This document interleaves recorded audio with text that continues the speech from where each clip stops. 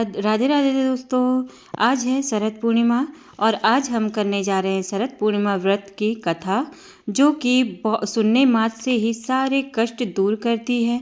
इसलिए कृपया कर इस वीडियो को पूरा श्रवण करें, क्योंकि कथा को सुनने मात्र से ही आपके सारे दुख दूर हो जाएंगे। क्योंकि जो व्रत नहीं रख पाते हैं वो कथा श्रवण बस कर लेते हैं तो उनकी सारी मनोकामनाएं पूर्ण होती हैं और आज के दिन के सारे लाभ उन्हें प्राप्त होते हैं। तो चलिए शुरू करते हैं आज की कथा, मावे के लड्डू वाली कथा, शरद पूर्णिमा व्रत कथा। बहुत पुराने समय की बात है कि श्री नारद मुनि नारायण नारायण कहते हुए विष्णु लोक पहुँचते हैं। श्री विष्णु भगवान की स्तुति वंदना भक्ति भावपूर्ण रूप से करने लगे। तब भगवान विष्णु प्रसन्न होकर प्रकट हुए और बोले, हे मुनि श्रेष्ठ, कैसे याद किया? हे प्रभु, आप तो अंतर्यामी हैं, हम क्या चाहते हैं आप तो जानते ही हैं। और बोले, हे मुनि श्रेष्ठ, कैसे याद किया?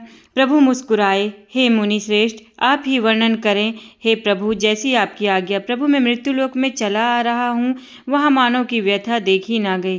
प्रभु बोले, आप क्यों दुखी हो रहे हैं? यह सब कर्मों के फल हैं। हे प्रभु, वहाँ पर मानव बहुत दुखी है, आपको उनके कष्ट दूर करना ही होगा। तो हे नारद मुनि सुनो, मैं तुमको शरद पूर्णिमा के नाम से जाने वाली कथा सुनाता हूँ, जिसे कोजागिरी व्रत भी कहते हैं। इसे विधि विधान से करने पर कष्ट दूर होते हैं, सो तुम ध्यान लगाकर सुनो। मथुरा नगरी में सुभद्रा नाम की पंडितानी रहती थी।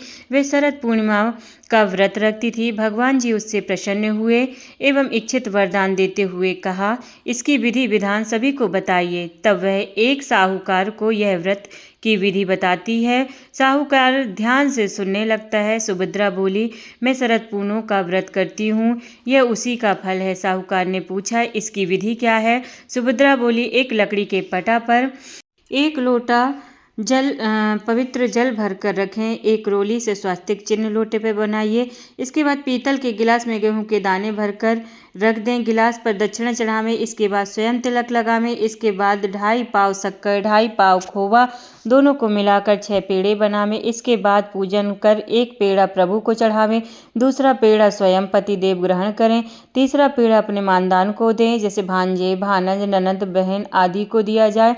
चौथा पेड़ा अपनी सहेली से बदलें, यदि सहेली ना बदले तो मंदिर में चढ़ावें। जो सहेली 6 माह व्रत रखे उसे ही पेड़ा दें। 5वां पेड़ा घर के सदस्यों को बांटे। 6वां पेड़ा के 6 भाग बनाइए। तुलसी जी को चढ़ावें, गौ माता को खिलावें, अहीर को देवे, गर्भवती स्त्री को खिलावें, राहीगीर बालक को देवें, कुंवारी कन्या को खिलावें। इस प्रकार 6 पेड़ा वितरित करें। लोटे में रखे जल से चंद्रोदय के समय चंद्रमा को जल चढ़ावें। घर जाकर साहूकार ने स्त्री को व्रत रखने के लिए कह दिया। जब उसकी पत्नी ने व्रत की विधि पूछी, व्रत की विधि समझाई, तब व्रत शुरू कर दिया, जिसका फल यह मिला। साहूकार के यहाँ 2 कन्याओं का जन्म हुआ। बड़ी का नाम सावित्री और छोटी का नाम चंद्रमुखी। दोनों पूजन कार्यों में रुचि रखती थी एवं प्रतिदिन पूजन करती थी। दोनों का विवाह संपन्न घराने में कर दिया। दोनों बहनें शरद पूर्णिमा का व्रत रखती थीं। सावित्री विधि विधान से व्रत रखती थी, अतः उसे सुंदर संतान की प्राप्ति हुई। इसके विपरीत चंद्रमुखी अधूरा व्रत करती थी, विधि विधान से पूजा नहीं करती थीं, अतः उसे जिसके कारण यह फल हुआ, उसके पुत्र कुछ दिन जीवित रहकर स्वर्ग सिधार जाते थे। इस कारण चंद्रमुखी दुखी रहती थी। आखिर एक दिन चंद्रमुखी एक जोशी से इसका कारण पूछती है। तब जोशी ने कहा, तुम अधूरा व्रत रखती हो, इस कारण तुम्हारी संतान स्वर्ग को प्राप्त करती है, अतः तुम बड़ी बहन सावित्री से विधि विधान पूछ कर व्रत रखो, क्योंकि सावित्री विधि विधान से पूजा करती है एवं श्रद्धा से करती है। प्रत्येक वर्ष की तरह शरद पूर्णिमा फिर आई। चंद्रमुखी फिर अधूरा व्रत करती। उसका पुत्र फिर मृत्यु को प्राप्त हुआ। चंद्रमुखी ने अपने मृत पुत्र को पटा पर लिटा दिया, जिस पर वह पूजा करती थी, और संयोग से प्रभु इच्छा से उसकी बड़ी बहन सावित्री उसी दिन घर पर आई। उसने तुरंत प्रभु का नाम लेकर मृत बालक के सिर पर हाथ फेरा तो जीवित हो उठा।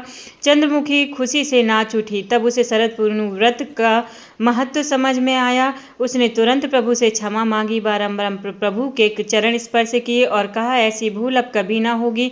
साथ ही सभी पड़ोस में सगे संबंधियों को यह व्रत करने की सलाह दी। व्रत की विधि विस्तार पूर्वक समझाने लगी। अतः इस व्रत के करने से प्रत्येक स्त्री व पुरुष सभी की मनोकामनाएं पूरी हो जाती हैं।